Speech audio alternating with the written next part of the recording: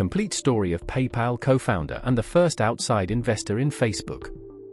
Peter Thiel. October 1999. The dot-com bubble is reaching its manic peak. Every venture capitalist on Sand Hill Road is funding e-commerce clones, banner ad businesses, and eyeball accumulation strategies with no business models. Valuations defy gravity. Companies with zero revenue command billion-dollar market caps. The consensus is clear: the internet changes everything. Traditional metrics no longer apply. Get big fast or die. Peter Thiel sits in his cramped office at Confinity on University Avenue in Palo Alto. 20 months earlier, he co-founded this financial services startup with Max Levchin. The company initially focused on beaming money between Palm Pilots using infrared technology. Nobody wanted it. They pivoted to email-based payments. That gained traction. They named the service PayPal. But now Confinity faces an existential threat. A competitor called Dotcom, founded by Elon Musk, is burning through cash to steal market share. Both companies are hemorrhaging money in a race to acquire users. The burn rate is unsustainable. Thiel knows that in a few months, one or both companies will run out of runway. Most entrepreneurs would panic. Most investors would cut losses. Most people would look for an exit. Thiel does something different. He picks up the phone and calls Elon Musk. Within weeks, they negotiate a merger. Not because they like each other, they don't. Not because it's easy to combine two feuding companies with overlapping products and clashing cultures. It isn't. But because Thiel sees what others don't: in a winner-take-all market, the only way to win is to stop competing and start dominating together. The merged company, keeping the PayPal name, will survive the dot-com crash. It will go public in February 2002. eBay will acquire it for $1.5 billion just months later. Thiel's stake will be worth $55 million. More importantly, PayPal will create the most successful network of entrepreneurs in Silicon Valley history, the PayPal Mafia. These alumni will go on to found or fund LinkedIn, YouTube, Yelp, Tesla, SpaceX, and dozens of other companies worth hundreds of billions collectively. But this moment in 1999 reveals something deeper than one successful company or even one successful network. It reveals a pattern that will define Thiel's entire career: the ability to see what's true when everyone else believes what's popular. While others chased growth at any cost, Thiel calculated unit economics. While others believed competition was healthy, Thiel pursued monopoly. While others followed best practices, Thiel questioned first principles. While others sought consensus, Thiel courted controversy. This wasn't courage or contrarianism for its own sake. It was a systematic way of thinking, forged through decades of experience across multiple domains: philosophy, law, finance, technology. A framework refined through studying history, engaging with ideas, making mistakes, and learning from failure. The secret wasn't individual genius. It was a method: ask what everyone believes. Ask if it's actually true. Ask what's true instead. Then act on it, even when lonely. This approach would lead Thiel to co-found PayPal when everyone thought online payments were impossible. To invest in Facebook when everyone thought social networks were finished. To start Palantir when everyone thought big data was science fiction. To write a book arguing that monopoly is good when everyone learned in Economics 101 that monopoly is bad. To understand how Thiel became Thiel, how he developed this contrarian systematic thinking, we need to go back to the beginning. Back to a childhood shaped by geographic displacement, intellectual intensity, and the search for absolute truth. Back to the world that made Peter Thiel. Peter Andreas Thiel was born on October 11, 1967, in Frankfurt, West Germany. The world he entered was defined by Cold War tensions, post-war reconstruction, and the beginning of the technological revolution that would shape his career. 1967 was a year of profound change. The Vietnam War was escalating, with anti-war protests spreading across American universities. The Summer of Love brought counterculture into the mainstream. The Six-Day War reshaped the Middle East. The first Super Bowl was played. The first heart transplant was performed. the Beatles released Sgt. Pepper's Lonely Hearts Club Band. Economically, the post-war boom was still strong. The US economy was growing, though inflation was beginning to creep up. The Dow Jones Industrial Average hovered around 900 points. Gold was fixed at $35 per ounce under the Bretton Woods system, though that system would collapse within 4 years. The seeds of the 1970s stagflation were being planted. Technologically, the world was primitive by today's standards but accelerating rapidly. The Apollo program was racing toward the moon landing, just 2 years away. IBM dominated computing with room-sized mainframes. Douglas Engelbart was developing the computer mouse. ARPANET, the precursor to the Internet, was 2 years from its first message. The microprocessor had not yet been invented. Frankfurt in 1967 was a city still recovering from World War II devastation but rapidly modernizing. The German economic miracle was in full swing. The city was becoming a financial center. But for Klaus Thiel and his wife Suzanne, Frankfurt was a temporary home. Klaus was a chemical engineer working for a German company. The family would not stay long. Peter's father, Klaus Albrecht Thiel, was born in 1939, the year World War II began. He grew up in Germany during and after the war, experiencing the devastation and reconstruction firsthand. This shaped his worldview profoundly, a belief in hard work, technical competence, and building tangible things. He studied chemical engineering and built a career in the industry, eventually working for mining companies. Klaus was intellectually serious, professionally ambitious, and geographically mobile. He would move his family repeatedly for career opportunities. This constant displacement would profoundly shape young Peter, creating both intellectual stimulation and social isolation. Peter's mother, Suzanne, came from a similar background, educated, middle-class, German. She provided intellectual stimulation and emotional support as the family moved from country to country. The household valued education, ideas, and achievement. The Thiel family left Germany when Peter was just 1 year old. Klaus's work took them first to Southwest Africa, now Namibia, and then to South Africa. Peter would spend much of his early childhood in these countries during the height of apartheid. Living in South Africa in the early 1970s exposed young Peter to stark moral contradictions. The apartheid system was institutionalized racism on a massive scale. The white minority, including expatriate families like the Thiels, lived in comfort while the black majority was systematically oppressed. For a child, this created a foundation of seeing through official narratives to underlying realities. The world as presented, fair and orderly, contradicted the world as experienced, unjust and violent. This early exposure to political and moral complexity would influence Thiel's later thinking about systems, power, and the gap between official ideology and actual practice. It taught him that what society claims to believe and what it actually does can be radically different. In 1977, when Peter was 10, the family moved again. This time to the United States, settling in Foster City, California, in the San Francisco Bay Area. The timing was significant. Silicon Valley was just beginning its transformation from agricultural valley to technology center. Apple Computer had been founded the year before. The personal computer revolution was dawning. Foster City was a planned community built on landfill in the San Francisco Bay. It was orderly, suburban, safe, and somewhat artificial. For Peter, arriving from South Africa, it represented another form of displacement. He was a German-born child who had lived in Africa, now dropped into American suburban culture. He didn't quite fit anywhere. This geographic displacement created intellectual intensity. Peter threw himself into books and ideas.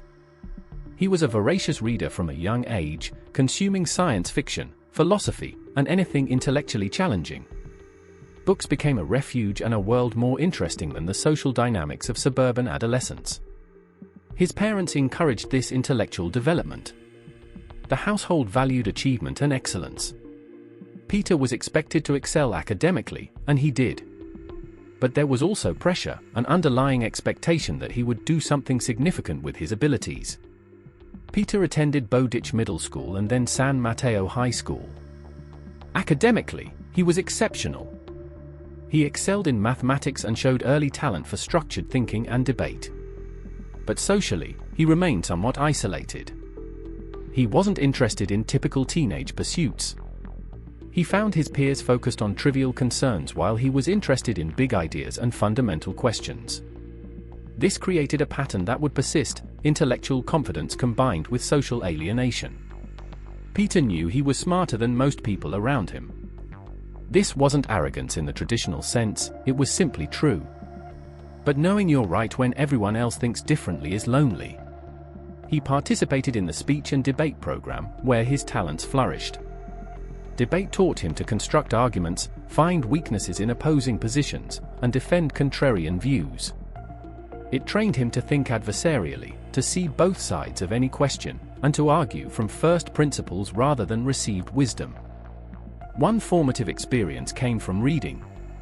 Peter discovered science fiction, particularly the works of J.R.R. Tolkien, Ursula K. Le Guin, and Isaac Asimov. These books presented alternative worlds with different rules, different power structures, different possibilities. They taught him that the world as it is not the world as it must be. Systems can be different. Reality is contingent, not inevitable. He also read philosophy voraciously. He was drawn to thinkers who questioned fundamental assumptions: René Descartes on knowledge and certainty, Friedrich Nietzsche on morality and power, Leo Strauss on hidden meanings in texts and the relationship between philosophy and politics. These thinkers shared a common thread: they looked beneath surface appearances to find deeper truths. Another influence was chess. Peter became a strong chess player, reaching a level where he could compete nationally. Chess taught him pattern recognition, strategic thinking, and the ability to calculate multiple moves ahead. It reinforced the lesson that most people miss obvious moves because they're not thinking systematically. But chess also taught him about competition and limits. Peter was very good, but he wasn't world-class. He could see that there were players fundamentally better than him. This was humbling but also clarifying. He learned that being the best in one domain doesn't mean you can be the best in every domain. Choose your battles. Find where your comparative advantage lies. By the time Peter graduated from San Mateo High School in 1985, a clear pattern had emerged. He was intellectually exceptional, socially isolated, geographically displaced, and intensely focused on understanding fundamental truths. He was drawn to contrarian positions and uncomfortable with consensus. He valued ideas over social acceptance. He had also developed an early interest in money and business, not from family wealth. The Thiels were comfortable but not rich, but from intellectual curiosity. He noticed that business and finance were domains where ideas had concrete consequences. Get the ideas right, make money. Get them wrong, lose money. This appealed to someone who valued truth and wanted to test his thinking against reality. Peter was accepted to Stanford University, the epicenter of the emerging technology world. This was the next formative phase. Stanford in the mid-1980s was where intellectual ambition met technological possibility. It was where Peter Thiel would refine his thinking and begin building the network that would define his career. Peter entered Stanford in the fall of 1985, planning to study philosophy.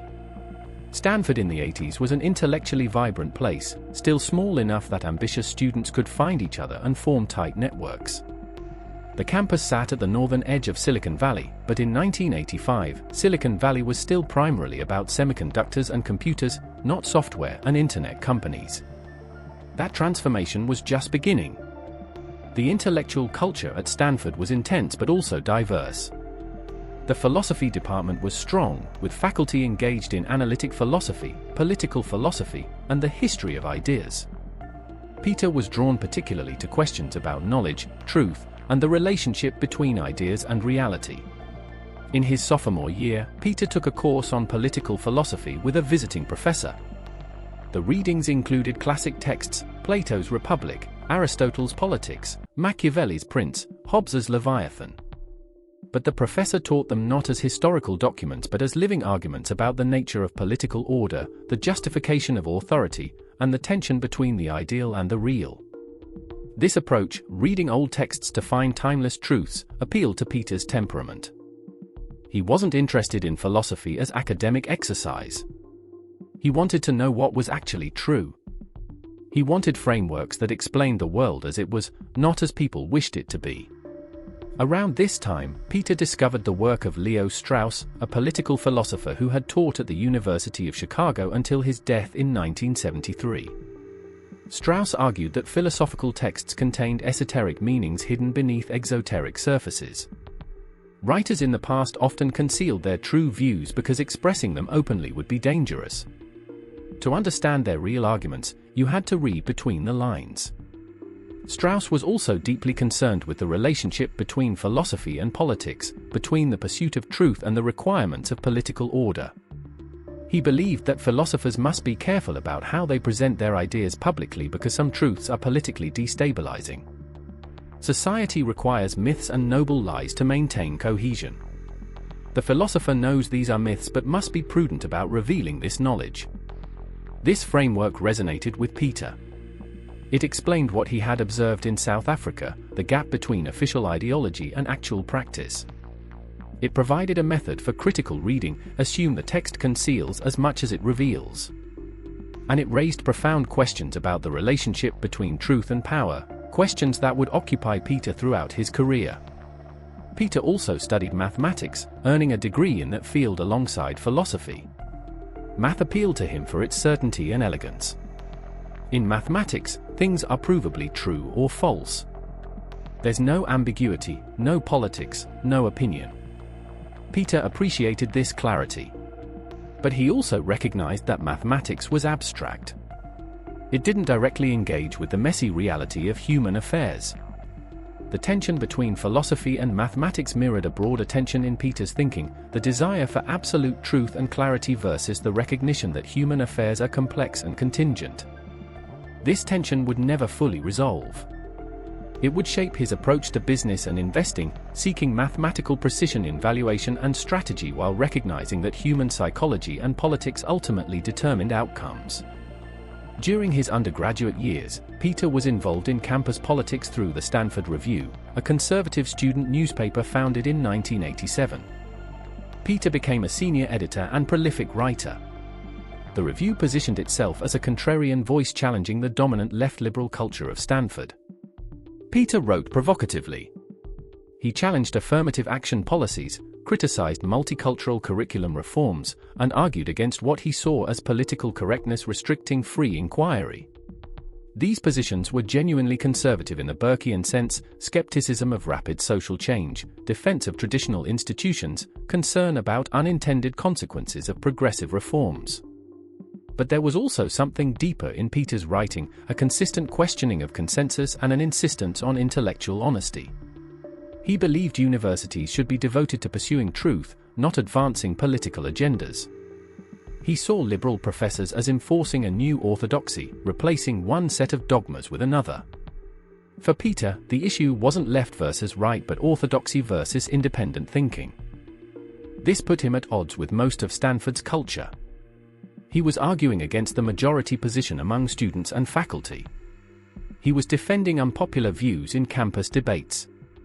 This reinforced patterns from high school, intellectual confidence combined with social marginalization. But it also built skills in argumentation and rhetorical combat that would serve him later. Peter graduated from Stanford in 1989 with degrees in philosophy and mathematics. He had excelled academically, developed a framework for understanding politics and power, and established a reputation as a formidable debater and contrarian thinker. But he had not yet found his calling. Philosophy as an academic career didn't appeal to him. Pure mathematics was too abstract. He wanted to engage with the real world, to test his ideas against concrete reality. He decided to attend Stanford Law School. This was a conventional choice for ambitious undergraduates without a clear career path. Law school provided prestige, flexibility, and time to figure out what to do next. It was also intellectually challenging in ways that appealed to Peter: adversarial reasoning, close textual analysis, and engagement with questions of power and authority. Peter entered Stanford Law School in 1989. The next 3 years would be formative but also frustrating. Law school would give him valuable skills and important relationships, but it would also crystallize his sense that conventional career paths were traps, that the most prestigious options were not necessarily the most valuable. Stanford Law School in the early 90s was the pinnacle of legal education. Graduates went to top firms, prestigious clerkships, influential government positions. The implicit promise was simple: excel here, follow the well-worn path, and success is guaranteed. Partnership at a major firm, federal judgeship, academic tenure. All required was conformity to the expectations of the profession. Peter excelled academically. He had the analytical skills and work ethic to master the material. He understood legal reasoning, how to parse statutes, analyze cases, construct arguments. He was good at it. But he increasingly felt that legal education was training students to think within narrow constraints rather than questioning fundamental assumptions. The case method, the core of legal pedagogy, taught students to reason from precedent. Here's what courts decided in the past. Here's how to apply those principles to new situations. It was a conservative methodology in the literal sense, preserving and applying existing frameworks rather than questioning their foundations. This bothered Peter. He wasn't interested in becoming very good at manipulating existing rules. He wanted to understand why the rules existed, whether they made sense, whether better systems were possible. Law school wasn't answering those questions. It was training technicians, not thinkers.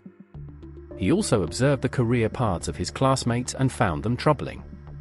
The most ambitious students competed for clerkships with federal judges, especially Supreme Court justices.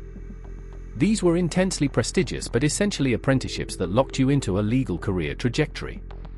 After clerking, you went to a top firm. After the firm, maybe you became a judge yourself, or a professor, or stayed at the firm and made partner. Each step seemed successful. Each position was prestigious.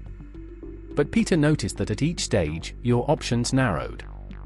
The clerkship closed off non-legal careers. The firm job closed off entrepreneurial risk. Partnership closed off everything else. The most successful path led to a narrower and narrower life. Peter later described this as the law school trap. The smartest students competed for the most prestigious opportunities, which turned out to be the least interesting and most constraining. They were winning at a game that wasn't worth playing. During law school, Peter did secure a prestigious clerkship. He clerked for Judge James Larry Edmondson on the 11th Circuit Court of Appeals. This was a significant achievement, a signal of his academic excellence. The clerkship involved researching legal issues, drafting opinions, and advising the judge on cases. It was intellectually engaging but also somewhat mechanical.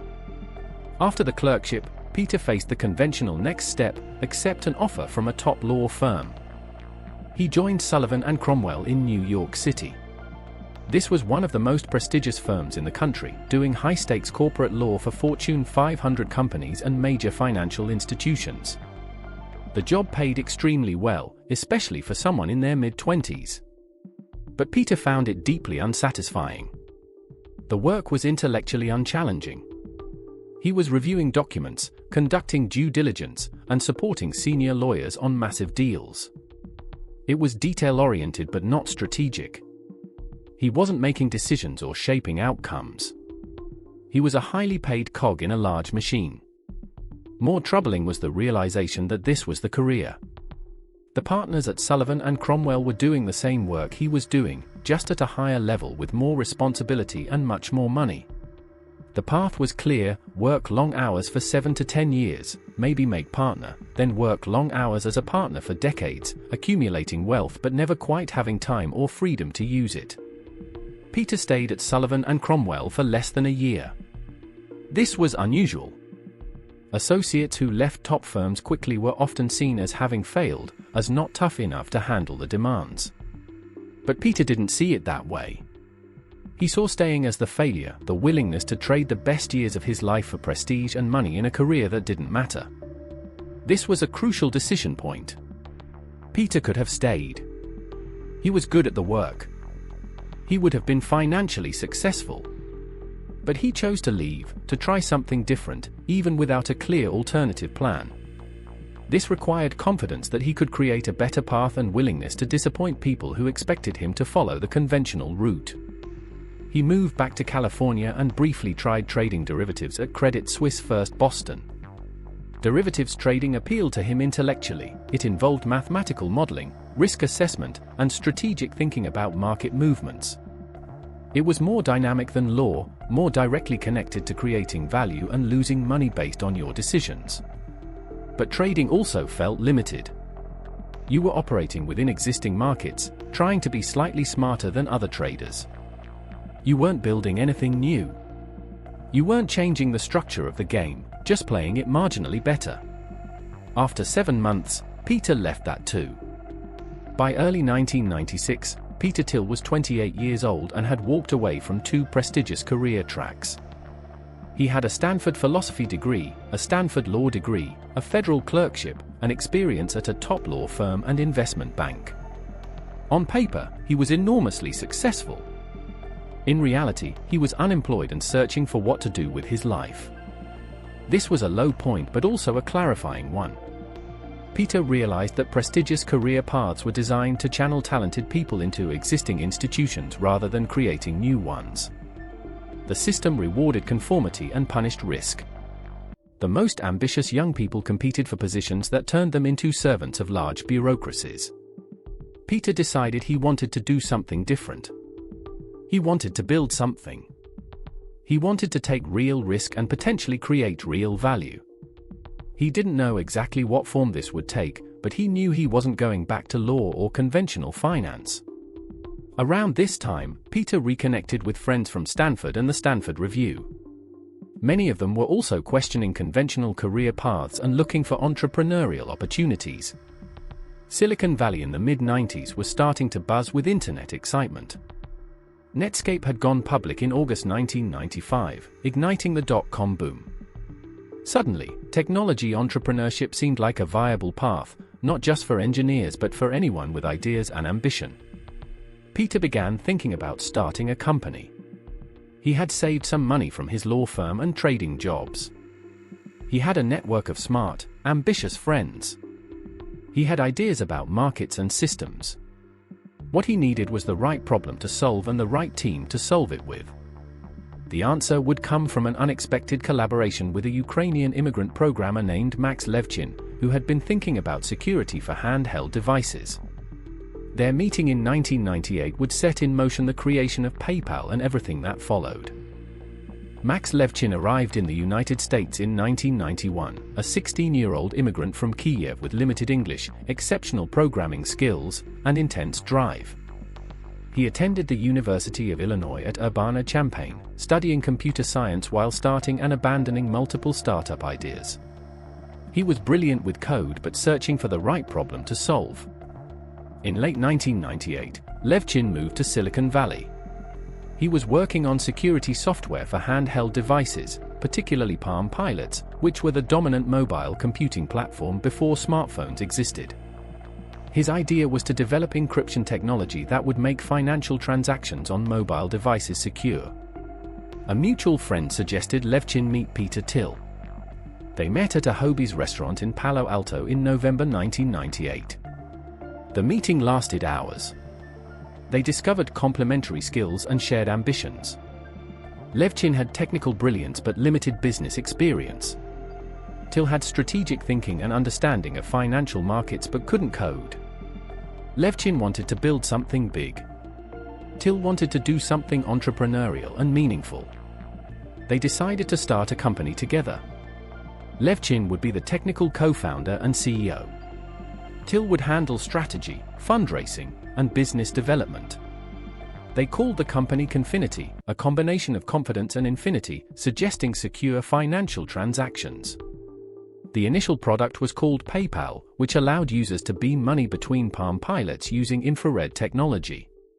The vision was ambitious: create a new form of digital currency that people could exchange directly without banks or credit card companies as intermediaries. This was revolutionary in concept but impractical in execution. Almost nobody wanted to beam money between Palm Pilots. The product flopped. Users didn't care about the cool technology. They wanted something useful. This was a crucial early lesson that would shape Thiel's thinking about technology. Technical innovation is meaningless unless it solves a real problem people actually have. Many startups fail because they fall in love with their technology rather than their users. Confinity pivoted. Instead of focusing on Palm Pilots, they developed web-based email payments. You could send money to anyone with an email address. They would receive a notification, create a PayPal account, and claim the money. This was simpler, more useful, and didn't require special hardware. Adoption began slowly. But Confinity discovered something important: their users loved it. People were using PayPal to pay for eBay auctions. eBay was growing explosively in late 1998 and early 99. Buyers and sellers needed a simple way to transfer money. Checks were slow. Credit cards weren't universally accepted. Money orders were cumbersome. PayPal solved this problem elegantly. Sellers could put their PayPal email in auction listings. Winners could pay instantly. Money transferred in minutes rather than days. Both parties were satisfied. Word spread through the eBay community. This organic adoption was exciting but also dangerous. Confinity wasn't focused on eBay. They still saw themselves as building general-purpose digital currency. But their users were telling them where the value was. The question was whether to follow the users or stick with the original vision. Around this time, Confinity faced a major competitive threat. Elon Musk had founded X.com in November 1999. X.com was also building online financial services, including email payments. Musk had co-founded and sold Zip2 to Compaq for $307 million in February 1999. He had credibility, money, and ambition. He was putting $20 million of his own money into X.com and raising more from investors. Both companies were burning cash rapidly to acquire users. The business model was unclear. They were giving away free money through sign-up bonuses and referral incentives, hoping to build network effects that would eventually become valuable. But neither company was profitable or close to it. Both were in a race to grow before running out of money. This situation forced strategic thinking. Thiel recognized that competition was destructive. If both companies kept fighting for market share, both would run out of capital before achieving profitability. The market might support one dominant player but not two equally matched competitors burning cash to steal users from each other. The rational move was to merge. Combine forces, eliminate the competition, and create a monopoly in online payments. This was heresy in Silicon Valley culture, which celebrated competition as healthy and monopoly as evil. But Thiel didn't think like everyone else. He believed monopoly was the goal, not something to avoid. He called Elon Musk. The conversations were difficult. Both companies had strong cultures and passionate believers in their approaches. Musk wanted to run the combined entity. Thiel and the Confinity team were skeptical. But they also recognized that merging was the only path to survival. In March 2000, Confinity and X.com agreed to merge. The combined company would be called X.com initially but would keep the PayPal brand for the payment service. Musk became CEO. Thiel became chairman of the board and retained significant influence. The merger was messy. The companies had different technologies, different product visions, and clashing personalities. Musk wanted to build a full-service financial institution. The PayPal team wanted to focus narrowly on payments. Musk's management style was direct and demanding. The PayPal culture was more collaborative and debate-driven. Tensions escalated. By September 2000, while Musk was on his honeymoon in Australia, the board replaced him as CEO. This was dramatic and painful. Musk had put his own money into the company and had a powerful vision. But the board, led by Thiel, concluded that the company needed different leadership to survive the post-bubble environment.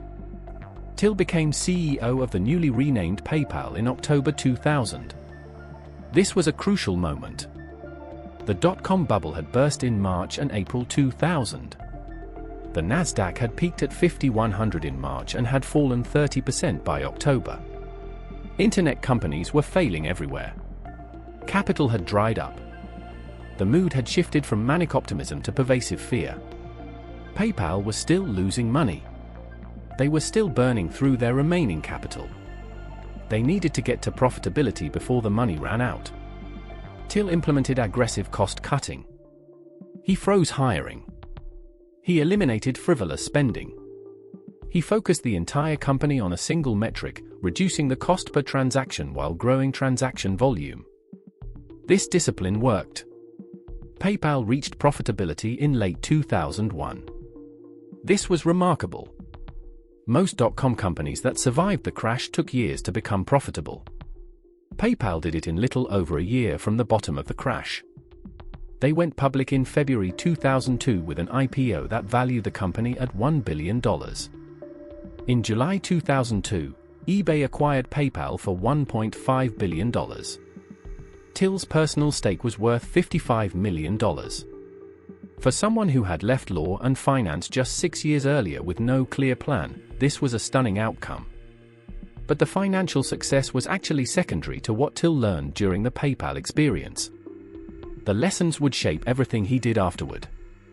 The first lesson was about competition versus monopoly. PayPal succeeded because they stopped competing with Dotcom and merged to create a dominant position. In the online payments market, network effects meant that one player could capture most of the value. The company with the most users attracted the most merchants, which attracted more users, creating a virtuous cycle. Competition between two similar companies just meant both lost money. Monopoly wasn't evil. It was the only rational outcome in a winner-take-all market. This insight contradicted everything taught in economics classes and business schools. Standard economic theory says competition is good, monopoly is bad. Competition drives prices down and quality up. Monopolies exploit consumers with high prices and poor service. But Thiel saw this was simplistic. In technology markets with strong network effects and high fixed costs but low marginal costs, monopoly was often the only viable business model. And monopolists could reinvest their profits in improving their products rather than spending everything on competitive warfare. Thiel would later write about this in his book 0 to 1, arguing that all happy companies are different, each has found a unique way to dominate their market, while all unhappy companies are alike, they failed to escape competition. This wasn't just business theory. It was philosophy applied to capitalism. The second lesson was about focus. PayPal succeeded because they narrowed their focus to one thing, making payments on eBay work perfectly. They abandoned the grand vision of replacing money and concentrated on solving one specific problem very well. This created value for a specific group of users who then spread the word. Broad vision was important for fundraising and attracting talent, but execution required ruthless focus. The third lesson was about talent and culture. PayPal assembled a team of brilliant, driven people who went on to become some of the most successful entrepreneurs and investors in Silicon Valley. This wasn't accidental. Thiel hired for intelligence, ambition, and cultural fit.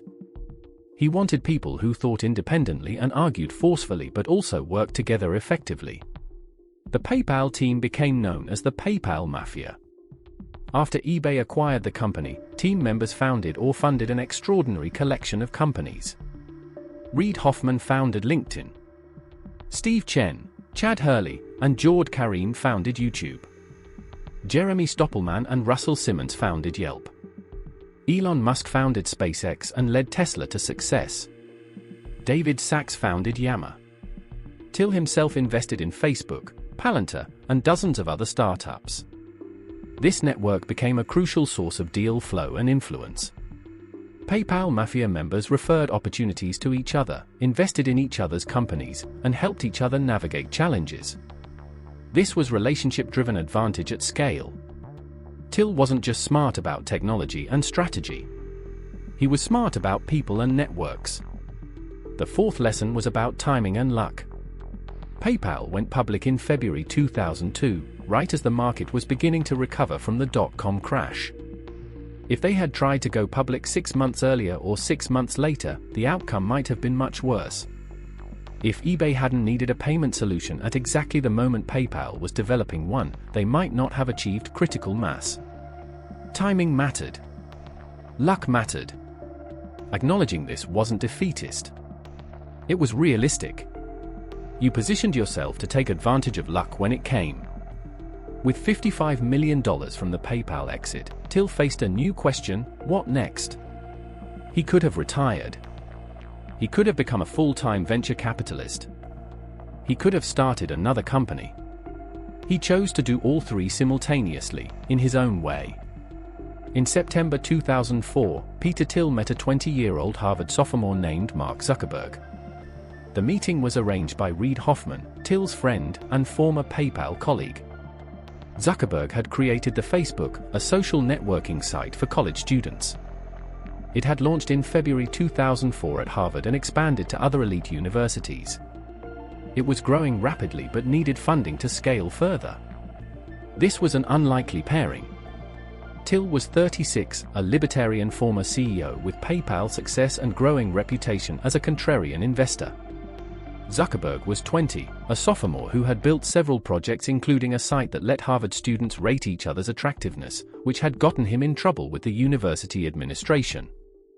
Most investors would have seen Zuckerberg as too young, too immature, too risky. But Thiel saw something different. He saw a founder with unusual clarity about his product. Zuckerberg wasn't trying to monetize immediately. He wasn't chasing page views or eyeballs. He was focused obsessively on user experience and growth. He wanted to connect everyone in the world through a social network. This vision was grandiose but also coherent. It wasn't business school speak. It was genuine ambition. Thiel asked questions about the product, the growth trajectory, the vision. Zuckerberg answered with remarkable specificity. He knew his metrics. He understood his users. He had thought deeply about network effects and viral growth. He was technically brilliant but also strategically sophisticated. Most importantly, Zuckerberg understood what made the Facebook different from previous social networks. Friendster had launched in 2002 and grown rapidly, then collapsed under technical problems and poor decisions. MySpace had launched in 2003 and was currently the dominant social network, but it was chaotic and advertiser-driven. The Facebook was clean, focused, and built around real identity rather than anonymous profiles. You were your actual self, connecting with actual friends. This created trust and authenticity that other networks lacked. Thiel decided to invest. He put in $500,000 at a valuation of $4.9 million post-money. This gave him approximately 10% of the company and a board seat. For Thiel, this wasn't an enormous amount of money relative to his net worth from PayPal. But it was significant validation for Zuckerberg and the Facebook. The investment thesis was straightforward but contrarian. Most investors in 2004 believed social networking was finished. Friendster had failed.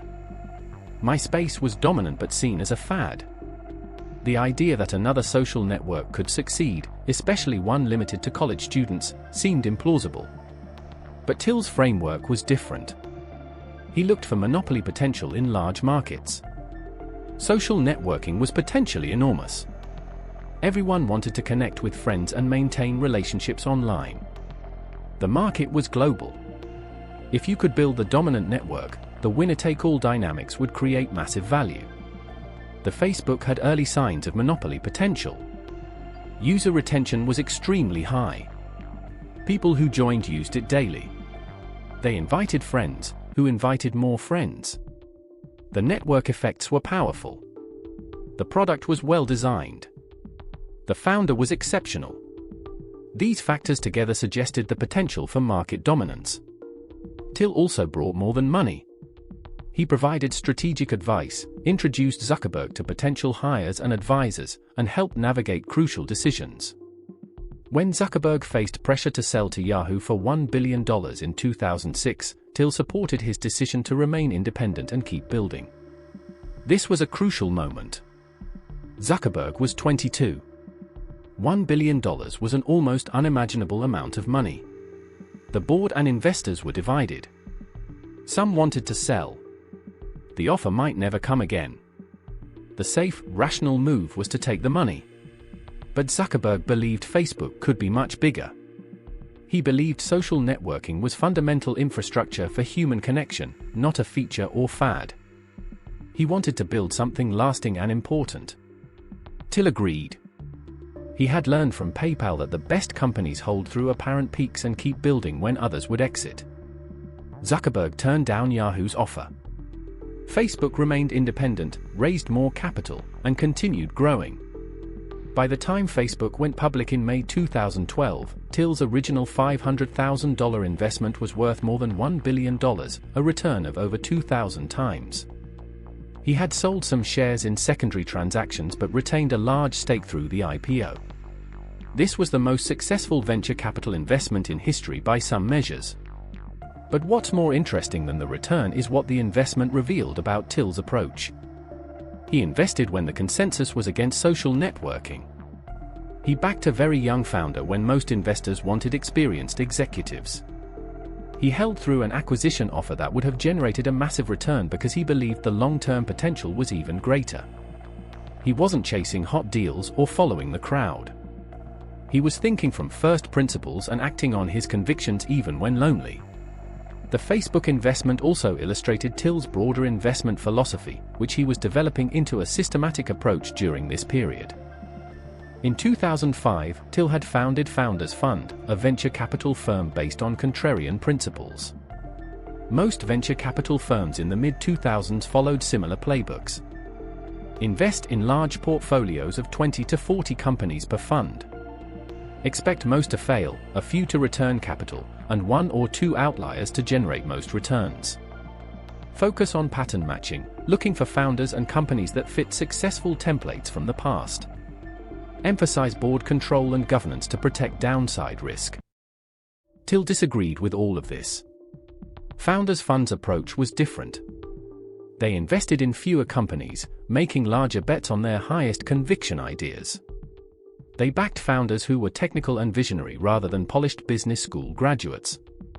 They gave founders more control and autonomy rather than imposing board structures and experienced CEOs. They explicitly looked for companies pursuing large, ambitious visions that most investors thought were impossible or crazy.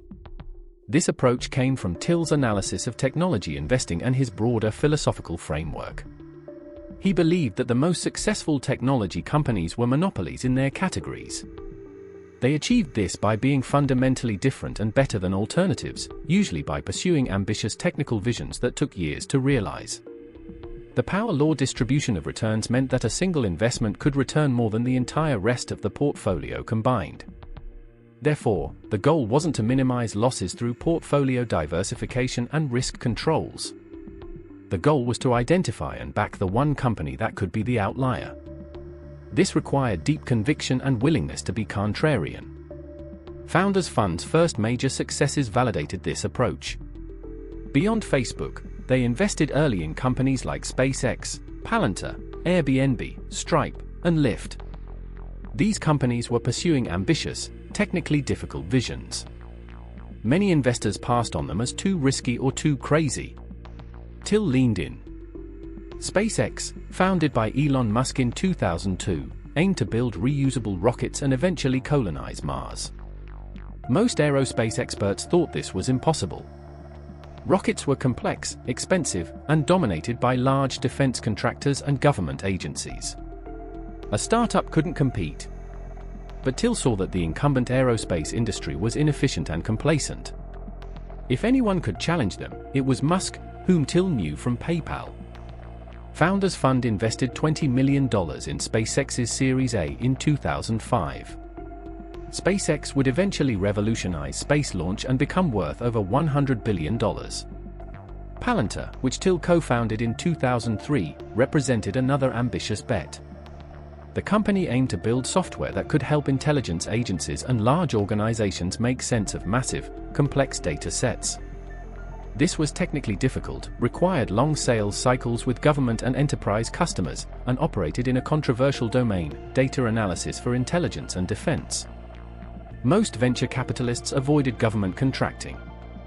It was slow, bureaucratic, and required extensive compliance. Most tech entrepreneurs avoided intelligence and defense work on principle.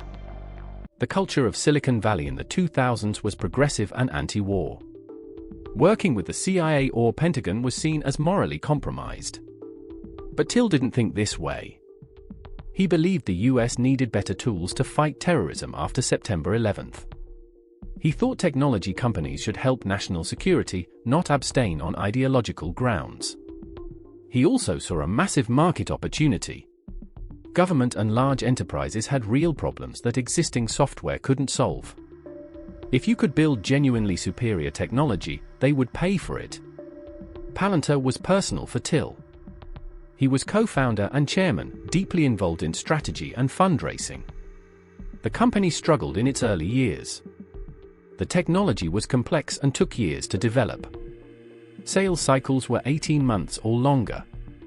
Revenue growth was slow. Many observers wrote Palantir off as a failure. But Thiel persisted. He invested his own money repeatedly to keep the company funded. He helped recruit exceptional talent, including Alex Karp as CEO and Stephen Cohen as a key engineer. He defended the company's mission when criticized by activists and journalists. He believed that solving hard problems required long time horizons and tolerance for ambiguity. Palantir eventually succeeded. The technology worked. Government agencies and Fortune 500 companies bought it. The company reached profitability and eventually went public in September 2020 at a valuation of around $20 billion.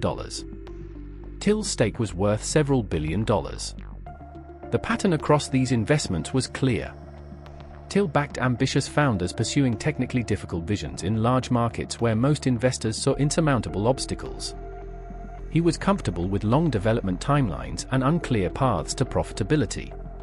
He believed that breakthrough technology took time and that most investors quit too early. His willingness to be patient and contrarian created enormous value.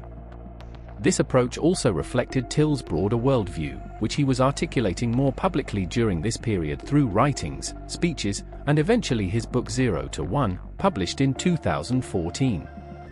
0 to 1, Written with Blake Masters based on notes from Thiel's Stanford course on startups, distilled his philosophy into a compact, provocative book. The title referred to the difference between creating something entirely new, going from 0 to 1, versus copying something that exists and scaling it, going from 1 to n. Thiel argued that genuine progress comes from innovation, from vertical progress that creates new technology, not horizontal progress that spreads existing technology more widely. The book's core arguments challenged conventional Silicon Valley wisdom and broader assumptions about how business and capitalism work. First, Thiel argued that monopoly is good and competition is bad. This was the opposite of standard economic teaching. But Thiel insisted that in technology markets, monopolies create more value than competitive markets. A monopoly has the profits and stability to invest in long-term research, improve its products, and treat employees and customers well. A competitive business barely survives, constantly fighting to maintain market share, with thin margins and no resources for innovation. Thiel distinguished between monopolies that gained dominance through innovation versus those that captured regulatory privilege. He celebrated the former and criticized the latter. Google was a good monopoly because it built a genuinely superior search engine. A regional cable company with government-granted exclusive territory was a bad monopoly. The difference was whether dominance came from creating value or extracting it through political power. Second, Thiel argued that successful companies are secrets waiting to be discovered. Most people think all the important problems are either solved or impossibly hard. But Thiel believed there are many valuable secrets that haven't been found yet. The question is what you believe about the nature of the world. Are there still important truths that nobody knows? Or has everything knowable been discovered? Thiel answered yes, there are still secrets. The evidence was that new technologies kept emerging that seemed obvious in retrospect but were dismissed as impossible beforehand. Airbnb seemed crazy, who would stay in a stranger's apartment, until it worked. Facebook seemed redundant, social networks had already been tried, until it dominated. SpaceX seemed delusional, private companies can't build rockets, until they succeeded. Finding secrets required independent thinking. You had to look where others weren't looking, question assumptions that everyone else accepted, and be willing to pursue visions that seemed ridiculous to conventional thinkers. This was uncomfortable and lonely, but also where the greatest opportunities existed. Third, Thiel emphasized the importance of definite optimism. He distinguished for attitudes toward the future: definite optimism, believing the future will be better and you can shape it; indefinite optimism, believing the future will be better but you don't know how; definite pessimism, believing the future will be worse and preparing accordingly; indefinite pessimism, believing the future will be worse but not knowing how. Thiel argued that the most successful entrepreneurs and societies have definite optimism. They have specific visions of better futures and concrete plans to achieve them. In contrast, contemporary Western culture had shifted to indefinite optimism. People believed things would generally improve but had no specific ideas how. This led to aimlessness and financialization, where people managed diversified portfolios rather than building specific things. Thiel celebrated the engineers and scientists of the 1950s and 60s who built specific, ambitious projects: the interstate highway system, nuclear power, the Apollo program. These people had definite visions. Modern elites, in contrast, keep their options open, diversify their portfolios, and don't commit to specific paths. Thiel saw this as a failure of ambition and imagination. Fourth, Thiel discussed the importance of founder-led companies. He observed that many of the most successful technology companies were still run by their founders: Microsoft, Apple, Google, Facebook, Amazon, Oracle. These companies often performed better than those run by professional managers hired from outside. Founders had unique advantages. They understood the original vision. They could make long-term decisions without worrying about quarterly earnings or board pressure. They often had technical depth that professional managers lacked. They had earned credibility with employees through building the company. And they often had unusual psychology, the ability to hold contrarian views, tolerate uncertainty, and drive toward ambitious goals despite obstacles. This contradicted standard management theory, which emphasized replacing founders with experienced executives as companies scaled. Thiel believed this was often a mistake. The best founders grew with their companies. Those who couldn't should be helped to develop their skills, not replaced wholesale. 0 to 1 synthesized these ideas into a coherent framework for thinking about innovation and business. The book became influential, widely read by entrepreneurs and investors.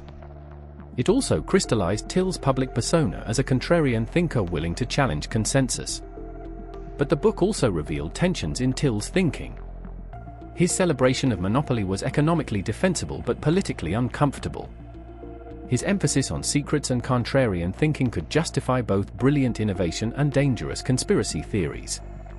His definite optimism about technology contrasted with his political pessimism about democracy and institutions. These tensions would become more pronounced as Thiel became more politically active and controversial. Throughout the 2000s and 2010s, as Thiel was building his investing career and articulating his philosophy, he was also becoming increasingly involved in politics. This involvement was controversial and put him at odds with much of Silicon Valley's culture. Thiel had always been politically engaged. His work with the Stanford Review in the late 1980s established him as a conservative, or at least a contrarian willing to challenge progressive orthodoxy. But his politics were never easily categorized. He identified as libertarian, supporting free markets and limited government. But he was also skeptical of democracy and concerned about cultural decline. In 2009, Thiel wrote an essay for Cato Unbound titled The Education of a Libertarian. In it, he expressed pessimism about achieving libertarian goals through democratic politics. He wrote that he had come to doubt that freedom and democracy are compatible.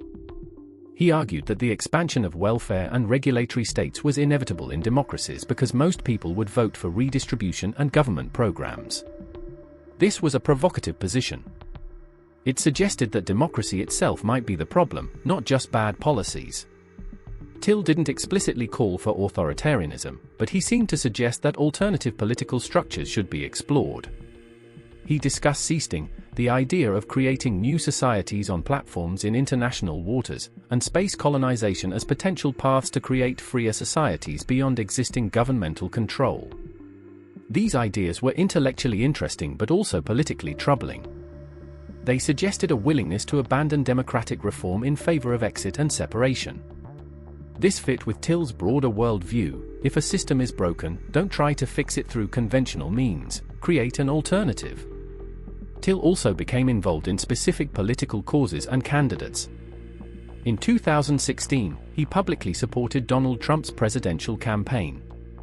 This was extraordinary and controversial in Silicon Valley, which was overwhelmingly progressive and anti-Trump. Major tech executives and investors had lined up behind Hillary Clinton. Trump was seen as antithetical to Silicon Valley values. He was anti-immigrant, anti-trade, and hostile to the global liberal order that had enabled technology companies to thrive. But Thiel saw Trump differently. He believed the political establishment of both parties had failed. Washington was corrupt and incompetent. The Iraq War had been a disaster. The financial crisis response had bailed out banks while ordinary people suffered. Trade policies had hollowed out American manufacturing. Immigration policies had been incoherent. Both political parties were more interested in maintaining power than solving problems. Trump represented disruption. He was an outsider who couldn't be controlled by donors or party officials. He was willing to challenge sacred cows and question consensus positions. He might actually change things rather than managing decline. Thiel knew Trump was crude and often wrong on specifics. But he believed the system needed to be shaken up, and Trump was the only candidate willing to do it. Thiel spoke at the Republican National Convention in July 2016, becoming the first openly gay speaker at a Republican convention. His speech framed his support for Trump in terms of priorities. "I don't pretend to agree with every plank in our party's platform, but fake culture wars only distract us from our economic decline. And nobody in this race is being honest about it except Donald Trump." The reaction in Silicon Valley was intense and negative. Many people publicly criticized Thiel. Some called for him to resign from boards, including Facebook's. Venture capital firms distanced themselves from him. Tech workers protested companies that maintained relationships with him. He was accused of betraying Silicon Valley values and enabling authoritarianism. Thiel defended his position. He argued that Silicon Valley had become an echo chamber, intolerant of political diversity. He believed Trump's election represented legitimate grievances of millions of Americans who felt left behind by globalization and technological change. He thought the tech industry's reflexive progressivism was narrow and out of touch with much of the country. After Trump won the election, Thiel served on the presidential transition team. He helped vet candidates for administration positions and advised on technology policy. He maintained relationships with the Trump administration throughout the presidency, even as many tech leaders openly opposed the administration's policies on immigration, climate, and trade. Thiel's political involvement illuminated aspects of his worldview that had always been present but were now more visible. He was genuinely contrarian, willing to hold positions that made him unpopular with his peers. He was comfortable with conflict and didn't seek social approval. He believed deeply that consensus was often wrong and that important truths were contrarian. He was also willing to ally with flawed actors if he believed they might disrupt failing systems. This political stance cost him. Relationships frayed. Business opportunities were lost. His reputation suffered among many people. But Thiel seemed unbothered. He believed his support for Trump was principled and important. He thought Silicon Valley's intolerance of political diversity was hypocritical and dangerous. He wasn't going to change his views to fit in. The controversy also revealed a deeper tension in Thiel's relationship with Silicon Valley and the broader technology industry.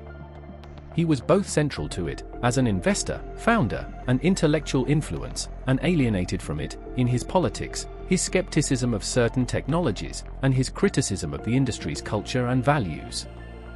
One area where this tension manifested was in Thiel's views on technology itself. Despite being a technology investor and entrepreneur, Thiel was skeptical about much contemporary technology. He famously said, "We wanted flying cars, instead we got 140 characters," criticizing Twitter and suggesting that technological progress had slowed or stalled in many domains. Thiel distinguished between bits and atoms. Innovation in information technology, software, internet, social media, had accelerated dramatically over the past few decades. But innovation in physical technology, transportation, energy, manufacturing, medicine, had slowed. We could send messages instantly around the world but couldn't fly from New York to London faster than we could in 1970. We could share photos and videos but hadn't cured cancer or solved aging. We had amazing software but stagnant infrastructure. This observation led Thiel to focus his investing and philanthropy on technologies aimed at atoms, not just bits.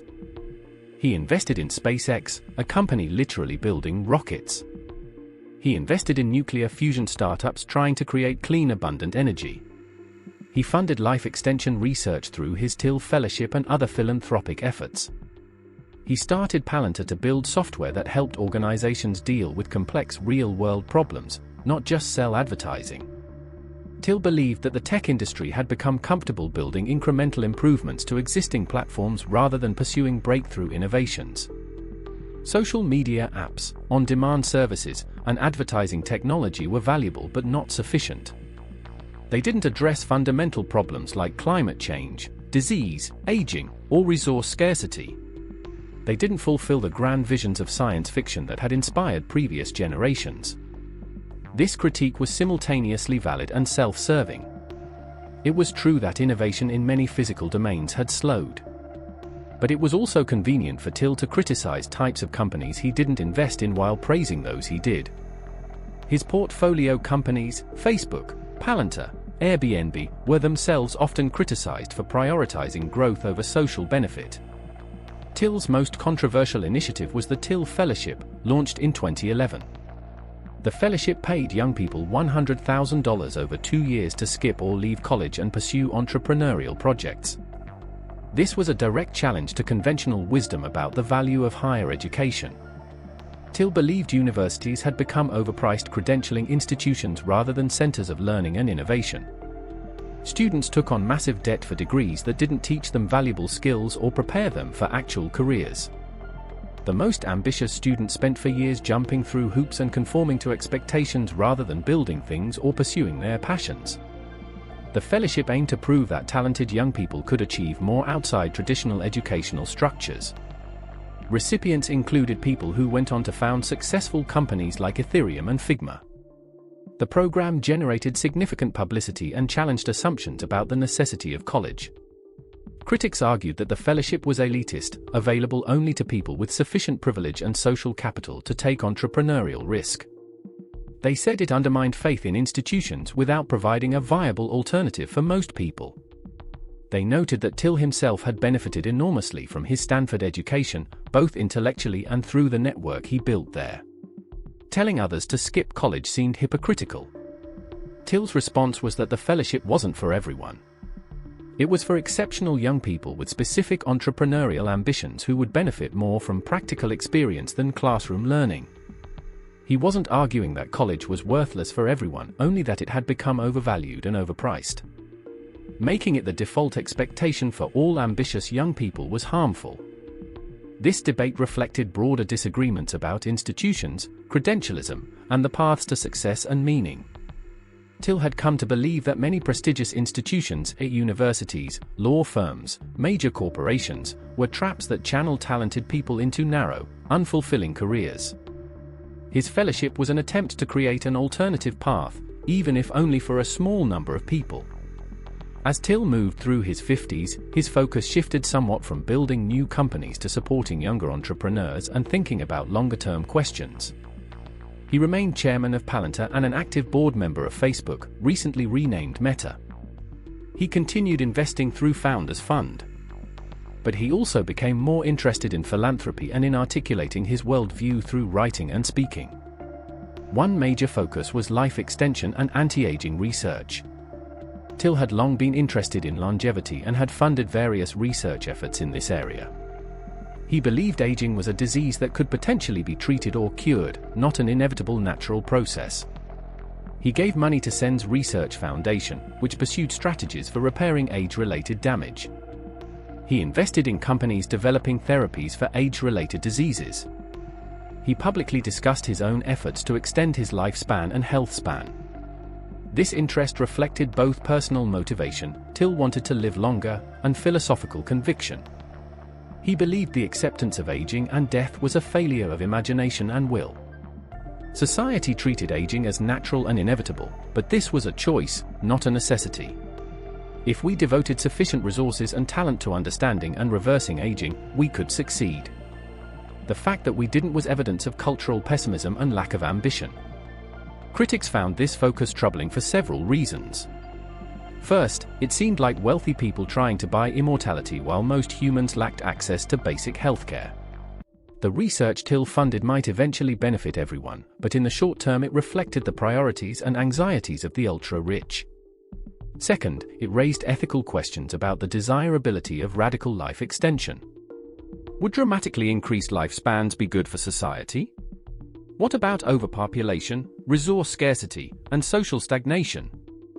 Third, it seemed to reflect Thiel's broader pattern of seeking technological solutions to problems that might require political or social changes.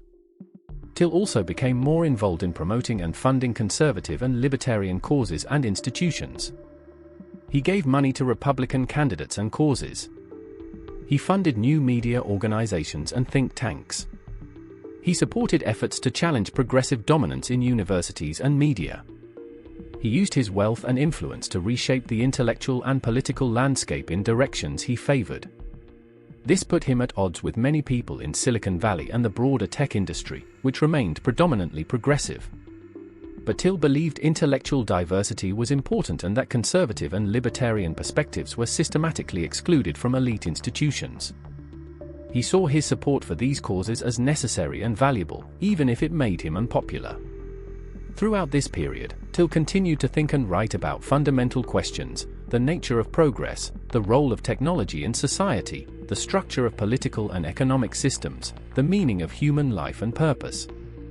His thinking drew on philosophy, history, economics, and his own experiences building companies and investing in startups.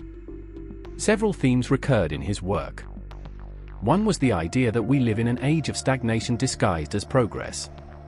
We have impressive technology in narrow domains, communication, entertainment, information, but have made little progress in other areas that matter more: energy, transportation, manufacturing, life sciences. We celebrate incremental innovations while ignoring the absence of breakthrough transformations. Another theme was the tension between individualism and collective action. Thiel valued individual genius and entrepreneurship. He believed exceptional individuals drove progress. But he also recognized that solving many important problems required coordination at scale: infrastructure, scientific research, climate change, pandemic response.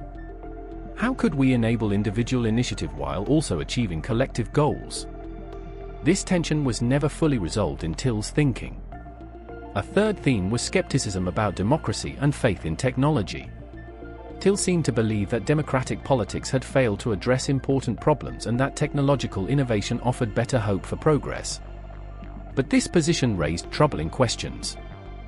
If democracy can't solve our problems, what should? Rule by technical experts? Benevolent tech billionaires? New political structures designed by philosophers? Thiel's writings gestured toward these alternatives without fully articulating a coherent alternative to democratic governance. As Thiel entered his late 50s, his legacy was complex and contested. He had indisputably been one of the most successful entrepreneurs and investors of his generation. He helped create PayPal, one of the foundational internet companies. He made early investments in Facebook, Airbnb, SpaceX, and other transformative companies. He founded Palantir, a major software company serving government and enterprise customers. He helped create Founders Fund, an influential venture capital firm. He had also been an important intellectual influence. His writings and speeches articulated a coherent philosophy about technology, progress, and business. He challenged conventional wisdom and provoked productive debates. He inspired many young entrepreneurs to think differently about what was possible. But his legacy was also controversial. His political involvement, especially his support for Trump, alienated many people. His skepticism about democracy raised concerns about his values and vision for society. His embrace of controversial technologies and causes, from life extension to immigration restriction, made him a polarizing figure.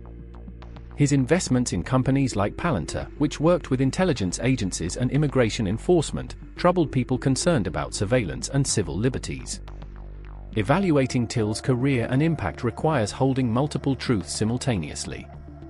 He was genuinely brilliant, with important insights about technology and business. He was also ideologically committed to positions that many people found troubling. He created enormous value for investors and society through successful companies. He also supported causes and candidates that many believed were harmful. He was a contrarian who challenged groupthink. He was also someone whose contrarianism sometimes led him to defend indefensible positions. The most important question about Peter Thiel is not what he accomplished or how much money he made. It's what his career teaches us about technology, business, and the role of capital in shaping society. Here, several lessons emerge. First, contrarian thinking can create enormous value when it's right. Thiel succeeded by zigging when others zagged, by backing companies and ideas that most investors rejected. This wasn't contrarianism for its own sake. It was systematic thinking from first principles, questioning assumptions, and pursuing convictions even when unpopular. The investments in Facebook, SpaceX, Palantir, and others worked because Thiel saw something true that others missed. The method was sound even if it didn't work every time. Second, founder-led companies often outperform professionally managed ones. Thiel's track record supporting founder CEOs, Zuckerberg at Facebook, Musk at SpaceX and Tesla, Karp at Palantir, validated his belief that founders bring unique vision and commitment. This challenged conventional wisdom that professional managers should replace founders as companies scale. The best founders grow with their companies, developing management skills while retaining their original vision and drive. Third, monopoly can be good when earned through innovation. Thiel's argument that competition is overrated and monopoly is underrated was economically sophisticated and practically validated. Companies that dominate their markets through superior products have the resources to keep innovating and improving. Competitive markets often lead to razor-thin margins and constant warfare that benefits no one. The goal should be creating new value and capturing some of it, not fighting over existing value in commodity markets. Fourth, ambitious visions attract talent and capital. PayPal, Facebook, SpaceX, Palantir, all pursued ambitious goals that seemed unlikely or impossible. This ambition was attractive to exceptional people who wanted to work on important problems. It also created optionality. Even if the grand vision failed, pursuit of it often led to valuable discoveries and products. Modest goals rarely achieve even modest success. Fifth, timing and luck matter enormously. Thiel's successes came partly from being in the right place at the right time. Starting PayPal just as e-commerce was taking off. Investing in Facebook just as social networking was becoming mainstream. Backing SpaceX just as commercial space was becoming viable. These weren't pure luck. Thiel positioned himself to recognize and seize opportunities, but they required favorable circumstances beyond his control. Sixth, networks compound over time. The PayPal Mafia demonstrated how a single successful company could seed an entire ecosystem. People who worked together at PayPal went on to fund and support each other's ventures. This network effect created deal flow, talent pipelines, and collective knowledge that benefited everyone involved. Thiel was central to this network and derived enormous advantage from it. Seventh, ideas have consequences. Thiel's intellectual framework, his philosophy of competition versus monopoly, bits versus atoms, definite versus indefinite optimism, shaped how he invested and what he built. The ideas weren't just post hoc rationalization. They genuinely guided his decisions and helped him see opportunities others missed. This suggests that investing and entrepreneurship are as much intellectual as practical activities. But there are also cautionary lessons in Thiel's career. First, contrarian thinking can lead to genuine insight or to dangerous contrarianism. Not every consensus view is wrong. Not every unpopular position is true. Thiel's success came from being contrarian and right, but contrarianism alone doesn't guarantee correctness. The challenge is distinguishing legitimate skepticism from reflexive opposition to mainstream views. Second, technological solutions don't solve political and social problems. Thiel often seemed to believe that better technology could render politics irrelevant. If we could build seasteads or colonize space or extend lifespan or create digital currencies, we could escape dysfunctional political systems. But most human problems require political and social solutions: how to distribute resources, how to balance individual freedom and collective welfare, how to manage conflict and coordinate action. Technology changes the context but doesn't eliminate these challenges. Third, success creates insularity and self-justification. Thiel's enormous success gave him confidence in his own judgment and skepticism of critics. This was partly justified; his track record spoke for itself. But it also made him less open to alternative perspectives and less willing to question his own assumptions. The same contrarian thinking that made him successful could become dogmatic if not continually challenged. Fourth, wealth creates power that should be scrutinized. Thiel's billions gave him enormous influence over technology companies, political campaigns, media organizations, and research institutions. This influence wasn't democratically accountable. It reflected his personal preferences and priorities, which might not align with broader social welfare. The fact that he made money through successful investments didn't automatically make his judgment about society correct. As Peter Thiel moves through his 60s, the question of legacy becomes more pressing. What will he be remembered for? What lasting impact will his work have on technology, business, and society? The optimistic case is that Thiel will be remembered as one of the most important entrepreneurs and investors of the internet age. He co-founded PayPal, which transformed online payments. He made early investments in Facebook, SpaceX, and other companies that reshaped social connection, space exploration, and transportation. He founded Palantir, which created new capabilities for analyzing complex data. He articulated a philosophy of innovation and progress that influenced a generation of entrepreneurs. He challenged conventional wisdom and proved that contrarian thinking, when disciplined and systematic, could create enormous value. His supporters would argue that he saw futures others couldn't imagine and had the courage to bet on them. He backed Zuckerberg when others wanted to replace him with an experienced CEO. He supported Musk when many thought SpaceX would fail. He built Palantir when few believed enterprise software for government could succeed. He wrote 0 to 1 to challenge the complacency and incremental thinking that had infected Silicon Valley. He showed that genuine innovation's still possible if people were willing to think big and take real risks. The critical case is darker. Critics would say Thiel will be remembered as someone who used his wealth and influence to promote troubling political causes and undermine democratic institutions. His support for Trump enabled authoritarianism and xenophobia. His investments in surveillance technology and defense companies prioritized profit over civil liberties. His skepticism about democracy and faith in technology reflected a naive and dangerous belief that technical elites should replace democratic governance. His accumulation of wealth and power exemplified inequality and the concentration of influence in the hands of unaccountable billionaires. His critics would argue that his success came partly from being in the right networks at the right time and partly from ruthless pursuit of advantage regardless of social cost.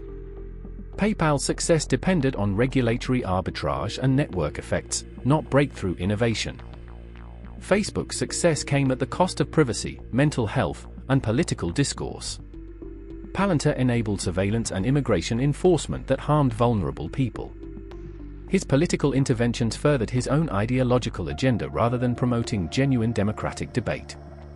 The truth likely combines both perspectives. Thiel was genuinely talented and insightful. He created real value through successful companies and investments. He articulated ideas that challenged important assumptions and provoked productive thinking. He demonstrated that systematic contrarian thinking could identify overlooked opportunities. These contributions were real and significant. But his success also reflected advantages of timing, network, and initial capital. His political and philosophical views were troubling in important ways. His support for anti-democratic movements and surveillance technologies raised legitimate concerns about his values and vision. His wealth gave him influence over society that wasn't democratically accountable. These problems were also real and significant. What makes Thiel's story instructive is precisely this complexity. He was neither a hero to be celebrated uncritically nor a villain to be condemned wholesale. He was a brilliant, flawed person who succeeded through a combination of genuine insight, strategic thinking, favorable circumstances, and willingness to pursue unpopular positions. His career illuminates both the potential of entrepreneurial capitalism to create value and improve lives, and its limitations in addressing fundamental questions of power, justice, and collective welfare. Looking at Thiel's complete journey from childhood in post-war Germany through success in Silicon Valley and influence over politics and technology, several patterns emerge that help explain both his achievements and his contradictions. First, geographic displacement shaped his worldview. Moving from Germany to Africa to California as a child created intellectual intensity but also social isolation. He never fully belonged anywhere, which made him comfortable being an outsider and skeptical of consensus. This pattern continued throughout his life, intellectually central to Silicon Valley but politically and culturally at odds with its dominant values. Second, his intellectual formation emphasized questioning received wisdom and looking beneath surface appearances. The philosophers he studied, Strauss, Nietzsche, Descartes, all challenged conventional thinking and sought hidden truths. This training made him a systematic contrarian, someone who automatically questioned consensus views and looked for what others were missing. This was his superpower but also sometimes led him astray when consensus was actually correct. Third, his experience in law and finance taught him about systems, incentives, and the gap between official rules and actual practice. Legal training taught him to think adversarially and find weaknesses in opposing arguments. Financial markets taught him that pricing reflects sentiment more than fundamentals and that contrarian positioning can be enormously profitable. These lessons shaped his approach to business and investing.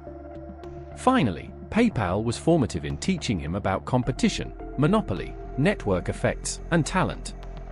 The experience of merging with Dotcom, going public during the Dotcom crash, and building a team that became the PayPal Mafia gave him frameworks that guided all his subsequent work. The lessons weren't just business theory. They were hard-won through actual experience of building, almost failing, and ultimately succeeding.